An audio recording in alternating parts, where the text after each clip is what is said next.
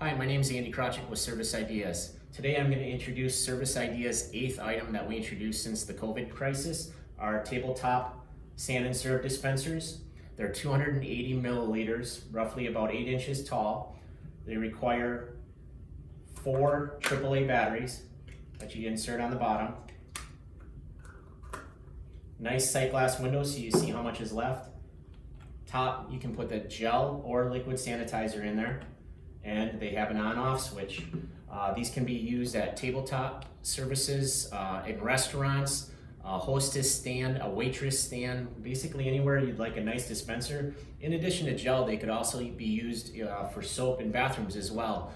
As far as how much comes out, it's about 1 milliliter. It depends on the viscosity of the liquid or the gel. The on-off switch on top, this one happens to be on. You hold your hand about 1 inch to 1.5 inches, wait for it to stop dispensing, and there you go.